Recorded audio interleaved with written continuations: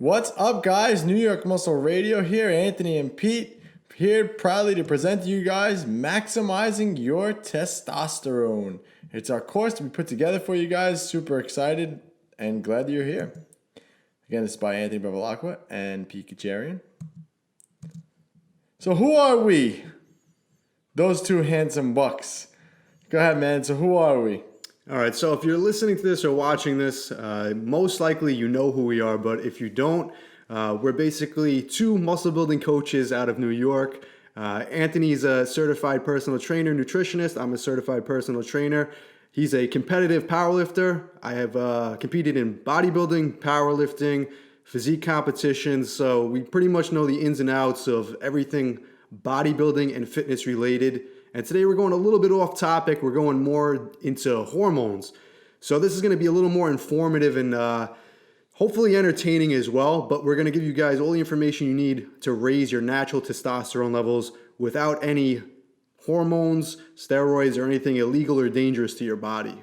Yeah, we're going to teach you guys how to do this all natural. Since we've been competing all natural for years, we've been doing this since we were kids. So here we are, years later. Successful business, and now teaching you how to maximize your testosterone. So I guess how this came about was we actually took testosterone tests just with regular blood work, and it happened that Big Pete's blood work came back at an 800 level. We'll find out where that is in the chart later on.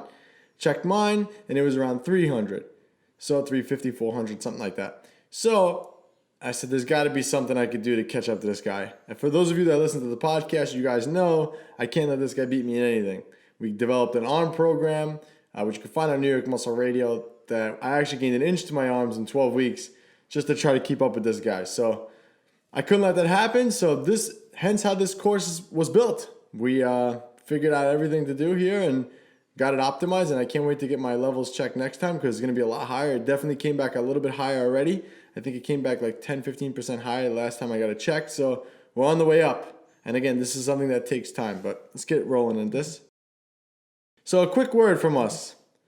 So in order to fully understand how to maximize your testosterone, a basic understanding of the body's hormone function and traditional responses is necessary. Our goal is to give you all this information and not bore you like a college lecture. Yes, this is going to be a lecture from New York Muscle Radio, but our goal is not to bore you. So we're going to try to steer clear of way too much scientific jargon. We're going to talk to you guys like we're talking to each other and just teach this to you guys in layman's terms. Again, after all, it's only a small portion of information that you actually retain and apply. So our goal is to deliver just that. Yeah, I mean, our style, we like to get right to the point, and we like to make this something that you guys can actually absorb and apply. So we can break this down like a complete scientific lecture if you would like.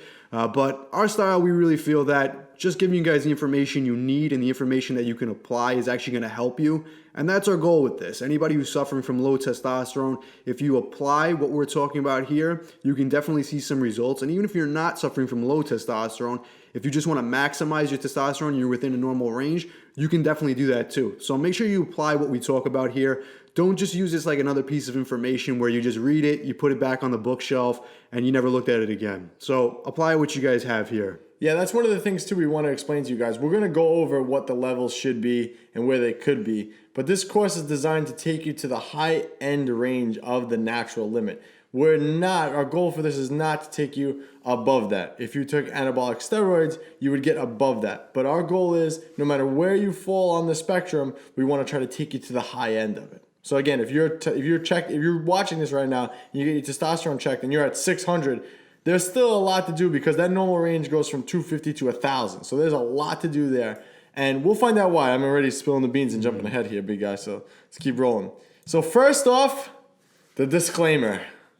So this is a long one here, so we're not going to bore you to death reading the whole thing. But as a requirement, guys, please read the whole thing. Basically, just to keep it simple, this information is just that for informational purposes. This is not medical advice. Do not take our word over your doctors. Follow your doctor's advice. If you are going to do anything that we talk about in this course, please check with your doctor first and make sure they approve. Don't take what we're saying as medical advice. Again, what we're talking about here is just for informational purposes. Yeah, and we cannot guarantee results. Only you can guarantee results. All right. So read this through, guys. pause the screen here, read this through. Make sure you read it all the way through. All right. So let's get started. What exactly is testosterone and why is it important for gains? So again, testosterone is a hormone in the male body, produced in the male body. And for this course, the purpose of testosterone is to build muscle and burn fat and get stronger. Anything else you want to add to that? Yeah, I mean, basically, like you said, testosterone is going to be a very important hormone for normal bodily functions, but it is the major hormone for building muscle and burning fat. So anybody looking at this is probably interested in building more muscle and burning more fat, hence why testosterone is so important. So yeah, if you improve your testosterone, you're going to build more muscle, you're going to burn more fat, you're going to feel better, you're going to perform better, but just your quality of life and your overall health is also going to improve, especially if you already suffer from low testosterone. Yeah, and there's actually been studies that show that the more testosterone you have in your body, the leaner you are usually, and the more muscle you tend to have. So this is why it's important to increase testosterone. All right, let's see. So what is testosterone? We're jumping ahead on our own slides. All right, so by definition, it's a steroid hormone that stimulates development of male secondary sexual characteristics produced mainly in the testes or the nutsack, but also in the ovaries and adrenal cortex for women. So again, here we'll talk about the benefits of optimal testosterone. I thought this was a really cool picture. You wanna go here? Yeah, so like I said earlier, testosterone clearly helps you build more muscle, burn more fat, as you can see by the two guys in the picture here. One on the right end of the screen, he's much more muscular, leaner. The guy on the left side, he's got a lot less muscle and more body fat. But like I said, that's not the only thing that testosterone affects. Clearly, there's a lot of other things going on here. You see the guy on the right, sharper mind, more confident, happier, increased muscle mass, healthy heart, strong erections and healthy libido, strong bones, plenty of energy. Basically, all the functions of a male will be enhanced with higher testosterone. That's the same reason when kids start going through puberty, everything changes with them because testosterone goes higher. Their muscle mass will increase. Generally, their confidence will increase. Healthy libido, sex drive, everything like that they don't have when they're younger. That happens through puberty when testosterone skyrockets. And also, when you get older, it tends to go down, and you'll notice older men, less libido, less energy, less confidence, generally less happy, depending. There's many other reasons that go into that. That's not only Being testosterone. But that's one of the things that can affect because low testosterone can also it could also increase depression, anxiety, things like that. So it does play a role in your overall mood as well. So as you see the guy on the left, like I said, a little bit more body fat, less muscle, depression, increased risk of Alzheimer's disease, constant fatigue. Fatigue is a very big indicator of low testosterone, and increased risk of osteoporosis. So as you can see, even if bodybuilding and physique goals aren't your primary focus, having higher testosterone is always going to improve the quality of your life, improve your overall health as well. Yeah. The guy on the left has your calves, man. Yeah, some things testosterone can't fix. All right, so why is testosterone important? So in men, testosterone plays a key role in the development of the male reproductive tissues such as the testes and the prostate. So promoting secondary sexual, what does that mean? Promoting secondary sexual characteristics. Oh, okay, so there was a word left out there. Obviously more muscle mass and bone mass, which we spoke about. Body hair, which is a common thing. This is why if women take testosterone, usually they end up developing body hair. And testosterone is essential for health and well-being and for the prevention of osteoporosis. Insufficient levels of testosterone in men may lead to abnormalities, including frailty? Frailty, yeah. You can be more frail, yes. And bone loss. Yeah, so as we mentioned pretty much, like I said, it's going to affect everything in your body. It's not just muscle mass, although that is primarily the reason for increased muscle mass. Yeah, so give me that testosterone. Pour it in my cup, baby. So I think so far we've built a case that testosterone is important, not just for muscle mass and physique purposes, but overall quality of life. So you guys that are just looking at this who don't even really care about muscle or burning fat, you'll get some benefits from higher testosterone as well. Exactly. So let's define testosterone levels. Again, we talked about this a little earlier. I told you about the standard definition here. Like my picture? Hey man, that represents testosterone for sure. So whenever you go for blood work and ask for your testosterone to be checked, you'll more likely be getting the total testosterone checked. So here's the levels and what we are discussing as optimal. So again, 0 to 400 nanograms per deciliter is what we're considering low testosterone. anywhere between 500 and 700 nanograms per deciliter is considered normal testosterone. 700 to 1,000 nanograms per deciliter is considered high testosterone. And anything above 1,000 is considered optimal. So our goal, wherever you fall on that chart, you know, let's say you get your testosterone checked and it's 700. 700 is a great number, but you're still normal and you have a lot of room for improvement. For whatever reason, the blood, like we said, the levels for this between low and normal is anywhere between 250 and 1,100. That's a huge range. So, and there's a huge difference. If you're 270, right, or 300, there's a huge difference between being 300 and being 1,100. Huge difference. Yes, and if you just go to a general doctor, not really too progressive with, you know, testosterone levels and improving hormone levels, if you get that back on a result and your testosterone's 250 or 300, it's going to be technically within the normal range, and the doctor's going to tell you that's fine, it's within the normal range. But if you were to get blood work again in a couple of months and you were at 900, you would still be in the normal range, but you're going to have a significantly increased testosterone level, and overall the quality of your life, your muscle mass, everything's going to improve. So even if your doctor says that you're in the normal range, it doesn't mean that you can't improve upon it. It doesn't mean that you shouldn't try to improve upon it, because like we said, myself and Anthony, we both had blood work done where we've come back both in the normal range.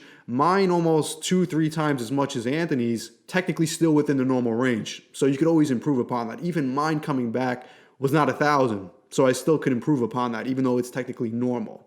Exactly. So that's our goal in this course for you guys, to teach you how wherever you are on this spectrum to bring it up to par and bring you up to optimal, because we all believe that if 1,000 is the number to be at, we should all be there. There's no reason for it. And we'll explain why why you're not there and what to do to get there.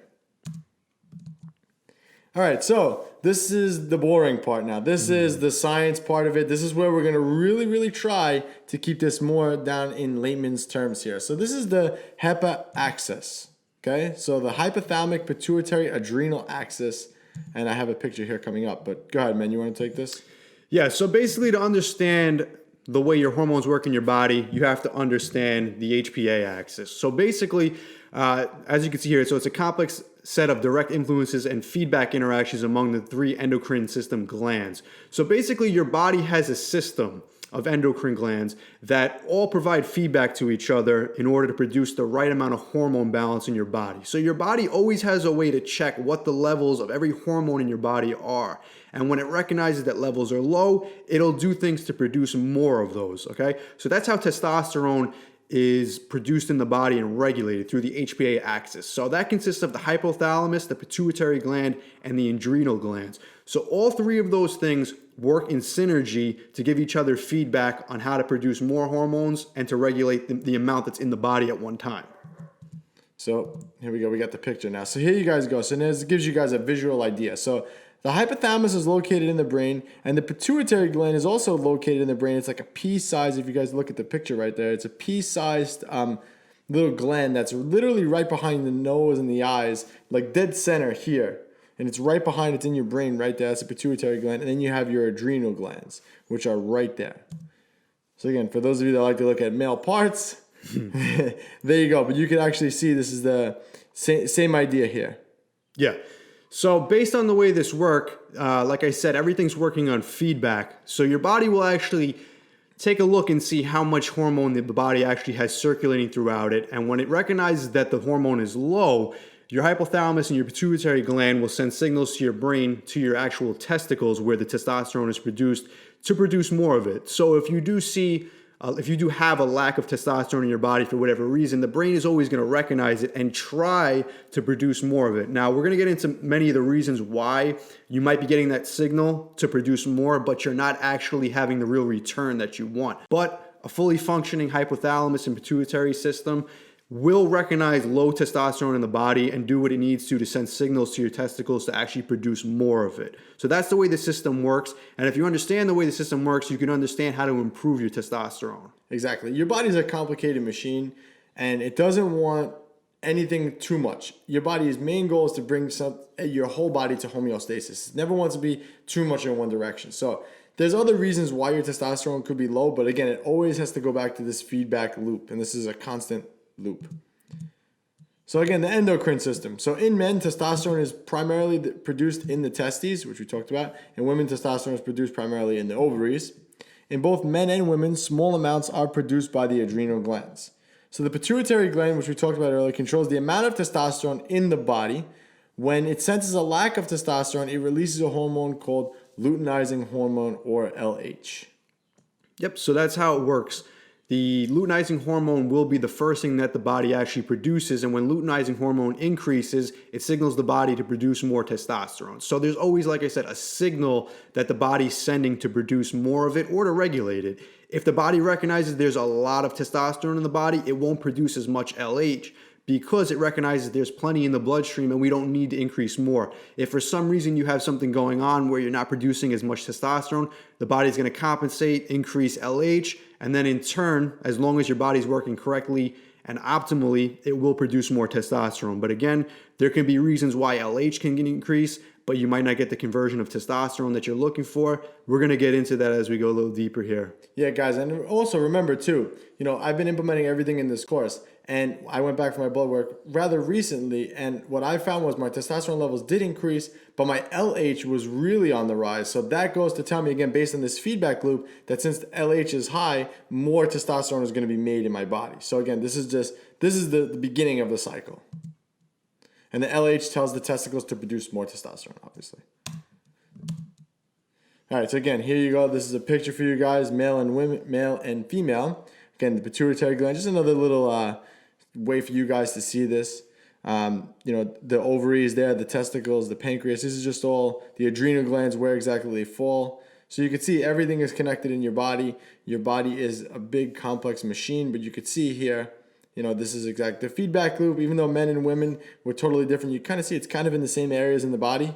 So it works very similar. All right, so there are two types of testosterone. So we have total testosterone and free testosterone. So free testosterone is the most important testosterone we're going to be talking about, and we will discuss why. So total testosterone, let's start there first. So again, testosterone production rate declines by age. So again, your testosterone levels peak by 25, and from that point on, they just start sinking down. And again, this is a normal thing that happens to all of us. It's a defense mechanism by the body, because your body, again, when your testosterone level is high, it does put stress on your heart. So this is why your body wants to keep it down. But again, if that normal range is anywhere between 250 and 1,000, we want to be on the high end of that range. So again, as you can see there, in your 40s, it drops off, especially every 5 years after that point, how it drops off significantly. So, and again, this is why the elderly, it's so important for them to exercise, because it does help keep the testosterone higher and keep them functioning.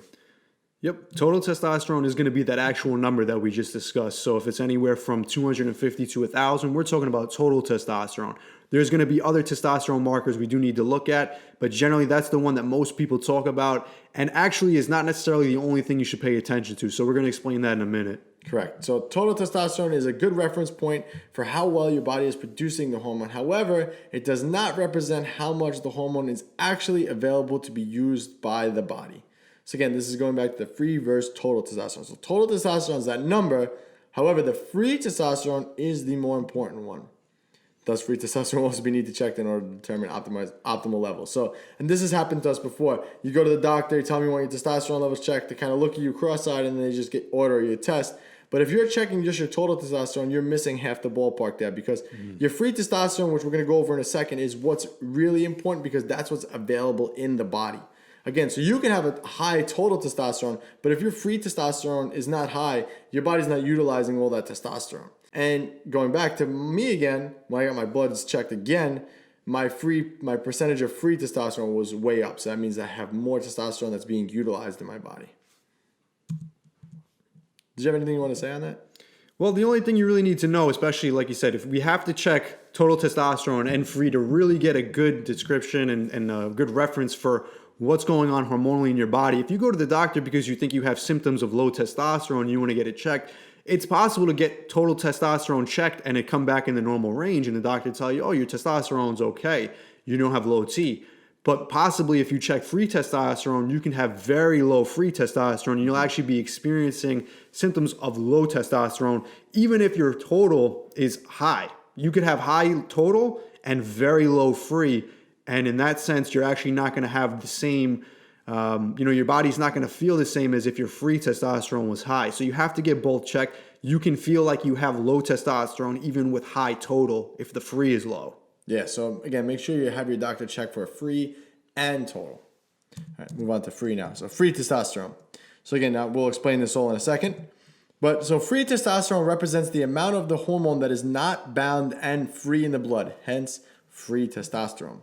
This free testosterone is considered bioavailable for tissue uptake. So it's an important measure of hormone balance, as total testosterone can be high, but free testosterone will still be low, thus resulting in low T symptoms. So again, free testosterone is what's moving around in your blood. So as you can see from the picture there, you have the testosterone, free testosterone floating around, and albumin. Okay, when they're combined together, they're usable in the cell. Now you have testosterone and SHBG, which we'll get to in a second, but that's not good. But this is why, the reason why this is here is because the testosterone with the SHBG has to do with what we're talking about here with the symptoms resulting in low T. Again, so when your total testosterone here is high, but your free testosterone is low, that means that that testosterone is getting used for other things. And we'll go over SHBG here. Again, guys, this is so complicated, and we're trying not to throw it all at you, so we're trying to put it at their pieces. Do you have anything you want to add to this? Yeah, so total testosterone is going to be the amount that your body's producing, and then free is actually going to be what's usable. So there could be many processes in the body that you're using that testosterone for. Not all of it is going to be free, and actually only a small fraction of it is going to be free and available. So you're going to have other things going on, which we're going to get into, that does utilize some of that total testosterone, leaving very little bit of it free. Our goal with this and your goals should be to increase the amount of free that you have floating around in your system to go for all those processes that you need that we discussed earlier. Exactly. So, and again, if you look at that picture one more time, you could see the free testosterone and the testosterone with the albumin are ready to be taken up by the receptor cells, and the SHBG with the testosterone bound is completely covered. That testosterone cannot be used. So just to give you guys a little reference of what it actually looks like. SHBG, time to talk about that now. So sex hormone binding globulin. So its most circulating testosterone is bound to sex hormone binding globulin. So this leaves the amount of free and unbound testosterone to a fraction of the total testosterone. SHBG also binds to estrogen, progesterone, and cortisol, inhibiting the function of these hormones. Yeah, so basically you have your sex hormone binding globulin circulating in your blood system. And, what it does is it binds to all these things in your body. It mainly binds to testosterone, but like we mentioned here, it's going to bind to all these other sex hormones, your estrogen, your progesterone. And what it does is it basically renders them useless or inactive. So if you have a ton of free testosterone floating around in your system, that's good.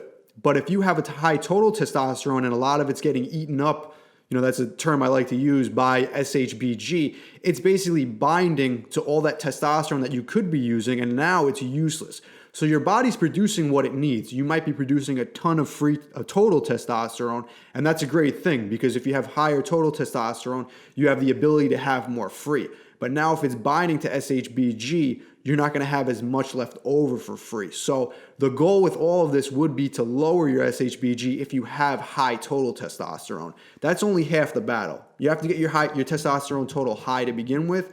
Then from there, you have to make sure that it's not being eaten up by SHBG, and most of it is getting converted to free. Yeah, so going back to this picture again, you can see, like we told you before, the SHBG makes that testosterone useless, so it can't be uptake by any receptors in your body in order to promote muscle building, fat loss and things like that, get stronger. So we have to decrease that SHBG in order to actually utilize the testosterone that we have. Yeah, so sometimes people don't have a low testosterone problem. Their SHBG could be very high, and like I said, what happens is that takes up a lot of that testosterone in the body, leaving very little bit of it to free. So a lot of people think that low testosterone, the cure for it is just to increase testosterone. A lot of times it's lowering other hormones in the body that are actually stopping that hormone from being released into the bloodstream. Exactly. All right, so now, again, how do we optimize free testosterone? So we're going to lower SHBG through diet and supplementation, which we will talk about. We're going to lower cortisol also through lifestyle factors and supplementation, which we'll get into. We're going to lower estrogen through diet, supplementation, and decreasing overall body fat. Again, this is all things we're going to get into, but we're just giving you kind of the gist here. So how to lower estrogen. Let's move on to that. So that's estrogen for you right there. So estrogen is the primary female sex hormone. And in men, estrogen is primarily produced through aromatization. It's converted from testosterone. So do you want to talk about that? Yeah, so many people have the misconception that men with high testosterone also have high estrogen, or maybe men just produce a lot of estrogen. But the fact is, in men, because estrogen is a female hormone, it's not produced the same way as it is in women. Testosterone is produced in men, but estrogen is actually converted from that testosterone. So the only way a man can have high estrogen in their body naturally is if they do produce a lot of testosterone. It just happens to be converted from a high amount of testosterone. That's not what we want. Like we said, we want high testosterone and we want high free testosterone. So if a man has high estrogen in the body, what that says is his testosterone is likely high. His total testosterone is high. But through aromatization, a lot of it's being converted into estrogen, leaving very little free testosterone. So if we want to improve our testosterone levels, more specifically our free testosterone, we want to make sure to lower that estrogen, because lower estrogen then means more free testosterone. Yeah, again, there's a lot of reasons why testosterone may be low. Everybody just looks to fix the testosterone, but there's a lot of things you got to consider. Again, your body loves being in homeostasis. There's not like one thing being higher than the other. So if total testosterone is high, something else is usually higher. This is why also when guys hop on juice, they end up with more estrogen in the system, because all that testosterone is just getting converted back to estrogen through, again, aromatization.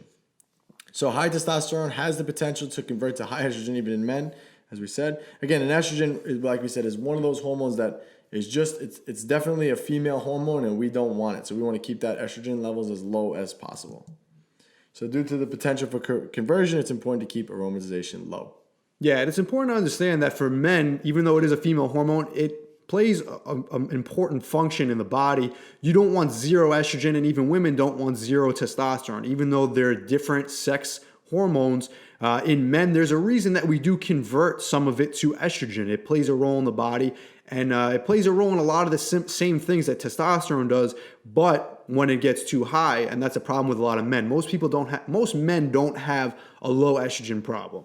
Most men that have problems with hormone imbalances have high estrogen, and that's the problem. You want to keep it low to minimum, but you don't want it to go to zero. That will also be a hormone issue. Yeah, exactly. Again, and going back to what I said, your body always wants to maintain homeostasis there. So, all right. So again, how to lower estrogen? I'm talking about this still. So lower total testosterone is one way, but that's not what we want. Obviously, that's the opposite, and that's you sign up for this course. So obviously, you don't want lower total testosterone. So we lower aromatization enzyme by lowering body fat. So usually, the higher the body fat level you are, the more estrogenic you are. So this plain and simple. Fat is more of an estrogenic tissue, and hence why the estrogen levels go up. Usually, the higher testosterone, the lower the body fat.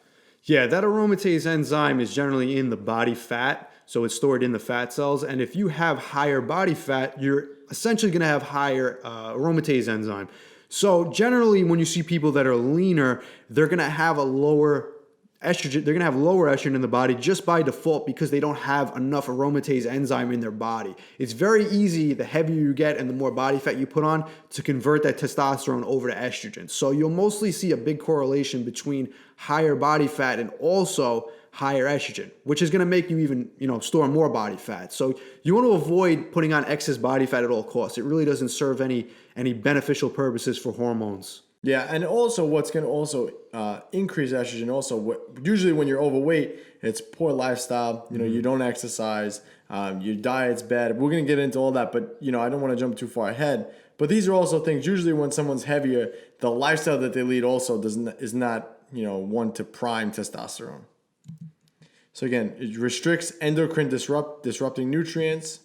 So one of the other things you can also do too is eat cruciferous vegetables like broccoli, cauliflower, Brussels sprouts. I mean, those vegetables contain, I'm going to butcher the name here, indole 3-diol. And again, that is one of the things that lowers that aromatase enzyme in the body. So it's important to eat plenty of those. And again, we'll go through this with the diet portion of it later.